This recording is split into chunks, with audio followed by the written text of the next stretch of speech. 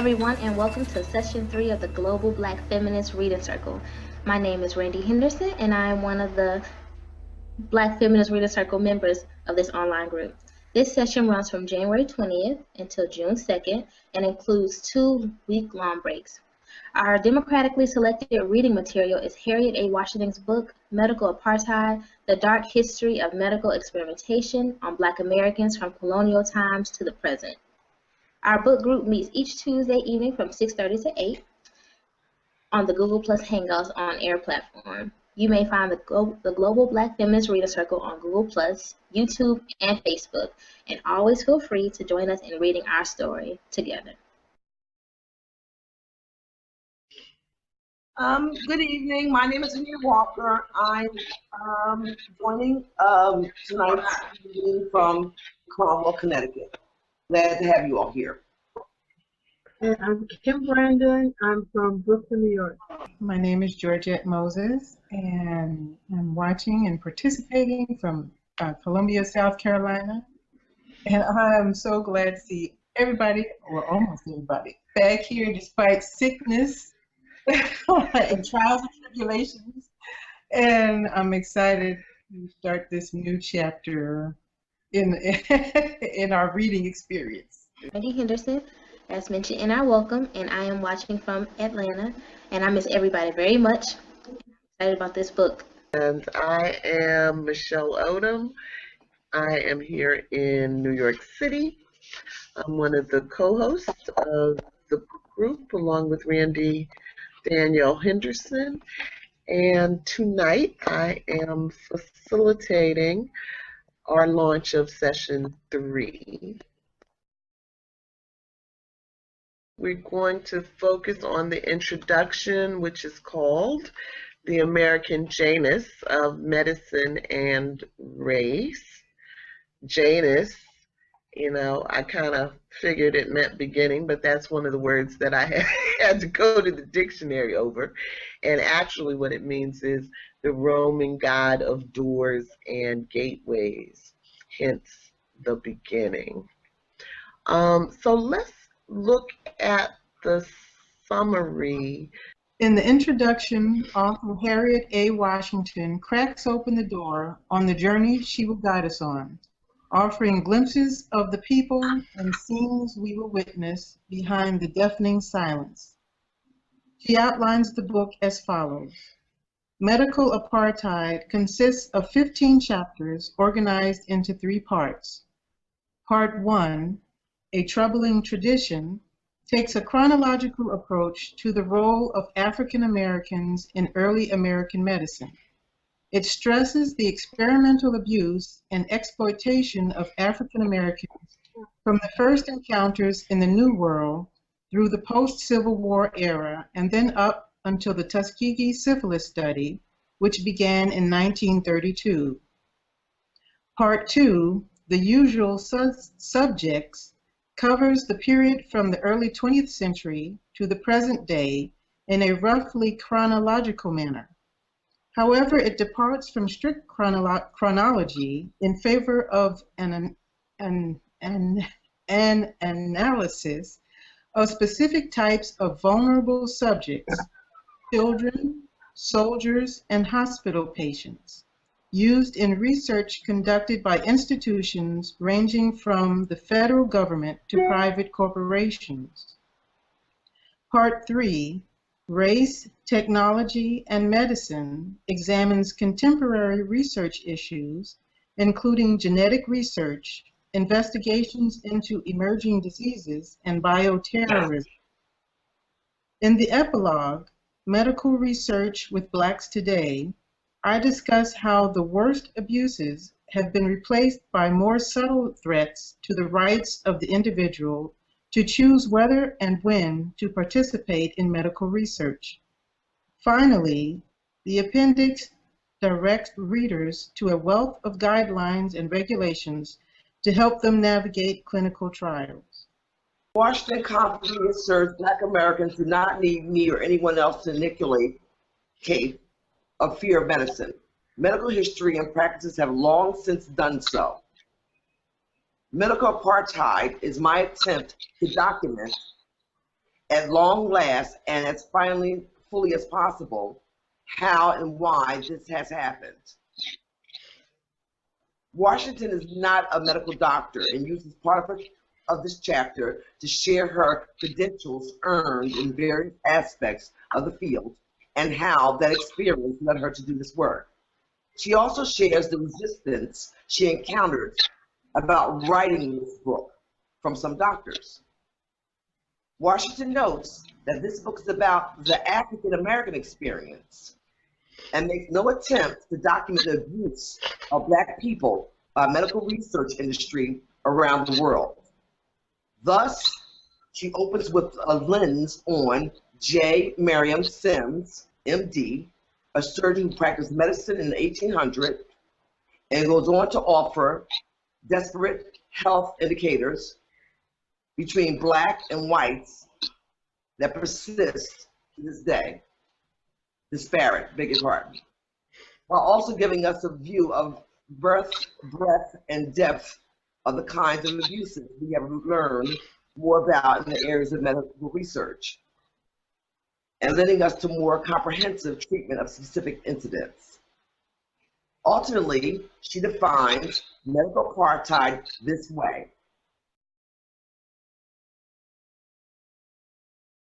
The much bewailed racial health gap is not a gap, but a pronounce that word, chasm. Wider and deeper than a mass grave. This gulf has riven our nation so dramatically that it appears as if we are considering the health profiles of people in two different countries. A medical apartheid.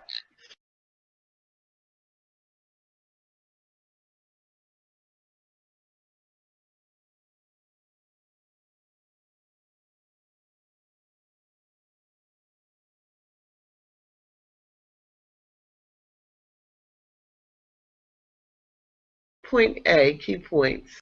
Now, I don't know how to pronounce this word. Iatrophobia or iatrophobia is the fear of medical professions and institutions. It's coined from the Greek word iatros or healer and phobia, fear. Black iatrophobia is the fear of medicine. Question number 1. Do you have a fear of medicine and or doctors or institutions? And if so, do you know why you have this fear? Well, I wouldn't say it's quite a fear, but I have caution when I deal with medical professionals. And part of that is because of my mother's influence. She never trusted doctors or hospitals, but she never exactly explained why she didn't. And then when I joined the military, I ran into co-workers and friends who related some kind of interesting stories about their experiences with people in the medical field. And one of them, I had a supervisor, and he said this was when he had just come into the military, and he was in the 70s. So he said he got hurt because he was in maintenance, and he went to the clinic, and the military doctor had him down, and they did the perfunctory checks, and then he sat him down, and he said the doctor opened the drawer, pulled out the medical manual, and flipped through it to diagnose his problem. Okay, now that's one.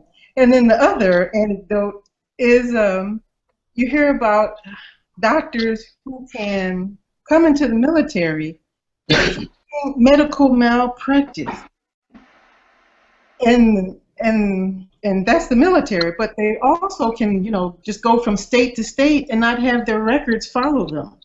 They come into the military with medical malpractice?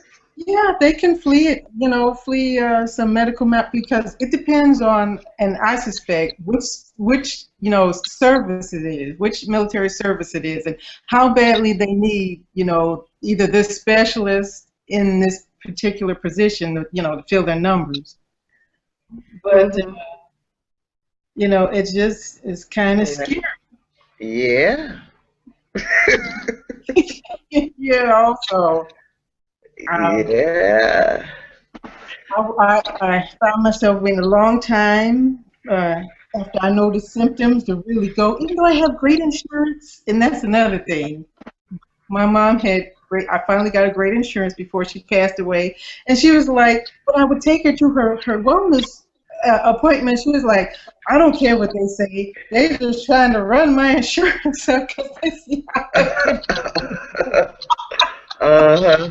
And I'm like, well, maybe, maybe not, Mom, but let's just do this. You know, hard to get over, you know, past experiences and apprehensions you have about people who, and especially when you walk in the door of, you know, the clinic or the hospital, and they have an attitude about you when you come in. You know, that's a real turnoff. If they're not giving good customer service, I don't want to hear what you have to say, and I won't be back. So, Yeah. so Yeah. that's about 2 cents. Okay. Randy, we're on question 1. Do you have a fear of medicine? I do. I do, and I always have, and it was, you know, I've never really thought it was rational, or I never really knew exactly why. I mean, my grandmother, my mother's mother, as far as I know, what I used to hear, never went to a doctor a day in her life, and she lived into her late 90s, but she never talked about why she didn't go to a doctor. My mother was more open about it. She would go to doctors, but she never seemed to put much stock in what they had to say, and she would pick and choose what she wanted, what directions she wanted to follow, and which she didn't. And I mean, later in life, I believe doctors killed her, but that's another story. But, you know, just in terms of the influence on me, I think it was just it it was just that I didn't grow up around a lot of respect for doctors. Even my father was a little wary of them, but they never told stories about why. And so I just kind of, you know, grew up with this kind of side-eye attitude toward them, and just a kind of basic distrust. And I don't know if it's been a self-fulfilling prophecy or not, but I have had, you know, many uh, negative experiences with doctors, and so my own experiences just, I think, reinforce the inexplicable fear that was already there for me. Venita? I don't really fear doctors. Not saying that I overly trust them, but I don't actually have a fear of doctors. I try to educate myself so I'm informed when I go to them. If something doesn't feel good, then it's not good. So as Georgette said, I probably will say, okay, thank you very much, it's been real, and leave. So I don't really have a fear. I think science is great. I really do. Although in the back of my mind, and I think a little less now than maybe when I was raising my children, I always wondered to myself, because we have people that have their own personal feelings about race, religion, and everything else. You know, racists and people that have evil thoughts, sometimes they're cloaked with smiling faces.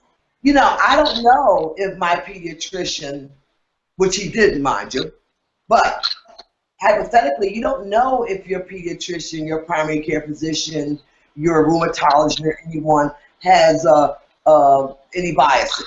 We're still all human, you know. just because you have a PhD doesn't mean you don't still have human thoughts.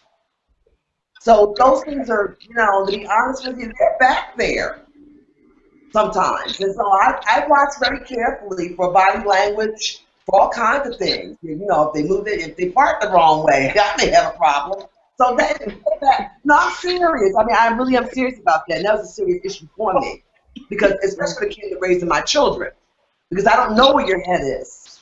Mm-hmm. You know, I don't know if you're a physician by day and you're out there with a hood on at night. I don't know that. Mm-hmm. So for a person of color, I mean, I don't know. That's something's in the back of my head, and I don't feel guilty about it. No, I don't, because it's there. I mean, it's not as much as it used to be, but when I was raising my children, yeah, those thoughts ran across my mind. Okay. Anybody else?